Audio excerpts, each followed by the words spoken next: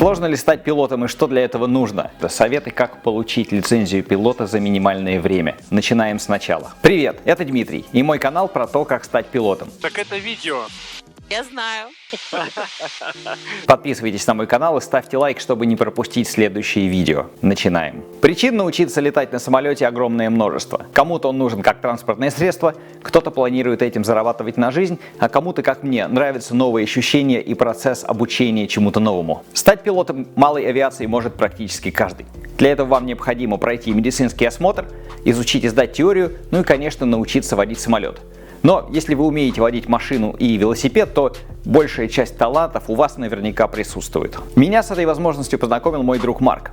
Оказалось, что это достаточно несложно совместить с обычной жизнью обычного человека. Если вам нужна математика и расчеты, то пишите в комментариях, я обязательно сделаю отдельное видео. Кстати, о человеке. Я работаю в большой IT-компании, у меня 2 детей, куча других увлечений, и параллельно с этим всем я получил лицензию пилота на одномоторный самолет. Получение такой лицензии может стать и конечной целью, а может и первым шагом к какой-нибудь летной карьере.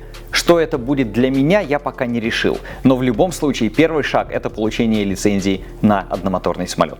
Основное требование к моменту сдачи экзамена, кроме того, что нужно уметь водить самолет, нужно еще набрать минимальное количество часов. Для категории Private Pilot, для лицензии Private Pilot в Америке, это 40. Но только 20 из них должны быть сделаны с инструктором.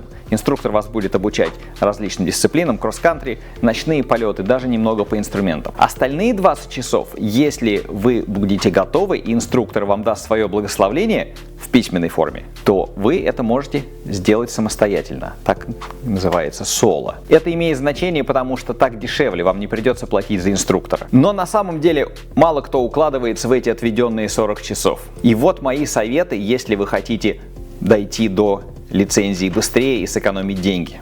Совет номер 1. Учитесь дома. Много. Сейчас стало проще с появлением YouTube и огромным количеством обучающих видео. Наберите в интернете Private Pilot Ground School, и вам вылезет огромное количество очень хороших обучающих видео. Все это вам поможет усвоить материал гораздо быстрее. YouTube поможет вам проникнуться терминологией, привыкнуть к словам, ситуациям и поможет вам почувствовать себя частью этого мира. А такая уверенность очень нужна для того, чтобы стать пилотом. Второй совет. Осваивайте симулятор. Простейшего ноутбука с одним экраном, можно 2, и либо Microsoft Flight Simulator, либо X-Plane вполне дома достаточно. Вам не нужна потрясающая графика, вам нужна механика, вам нужно привыкнуть к тому, как самолет отвечает на управление от пилота. Для этого обязателен джойстик, больше ничего дополнительного не понадобится. Кстати, предела совершенства в домашних симуляторах не существует, можно продолжать вкладывать $1000 и усовершенствовать его практически до бесконечности. Но если только вы не собираетесь стать чемпионом компьютерных игр, то вам это ни к чему. Целью симулятора является привыкнуть работать с чек-листами и привыкнуть к тому, как отвечает самолет на управление рулями.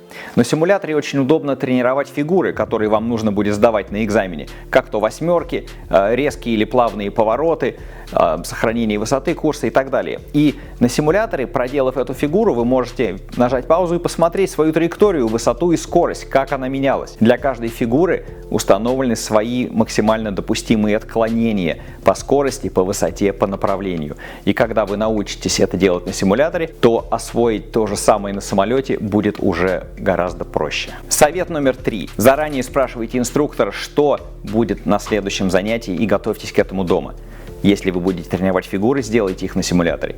Если вы будете разговаривать про погоду, прочитайте эту книжку. И не позволяйте инструктору тратить ваши деньги и ваше время на то, чтобы рассказывать вам новый материал. Пусть инструктор будет наставником, пусть он будет вас поправлять и совершенствовать ваши уже к тому моменту хорошие знания. Кстати, многие, у кого нет цели максимально быстро и дешево дойти до лицензии, наслаждаются процессом обучения, и для них получение лицензии и полеты с инструктором – это процесс, а не результат. Тогда вы совершенно спокойно можете приходить к инструктору и не беспокоиться насчет минимальных 40 часов. Это тоже отличный вариант. Когда инструктор решит, что вы готовы, он устроит вам имитацию экзамена с одним из своих коллег, с которым вы, как правило, еще пока не сталкивались. И это поможет вам понять, готовы ли вы к экзамену.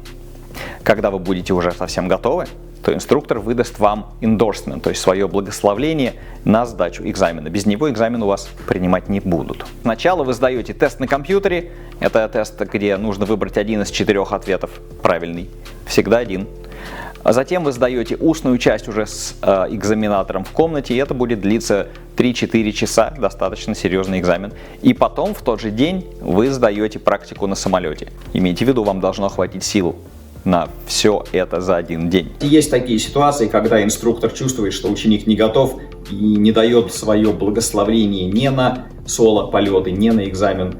И некоторым людям действительно не получается пройти этот путь. И иногда проблема именно в совместимости с конкретным инструктором. Каждый случай, конечно, немножко уникален. Кстати, для подготовки к тесту на компьютере очень советую программу Shepherd Air. Она не только даст вам вопросы и покажет правильные ответы, но и даст возможность почитать материалы и объяснит, почему именно этот ответ правильный. Очень полезная программа, это действительно стоит $50. После успешной сдачи экзамена вы сможете брать самолет в прокат и летать на нем, но не выше 18 тысяч футов, и когда облака не ниже 1000 и видимость не меньше 3 миль. В общем, есть ограничения. И как их обойти, я расскажу в следующих видео. Подписывайтесь на канал, ставьте лайки. И не забывайте оставлять ваши вопросы в комментариях. Я с удовольствием на них отвечу.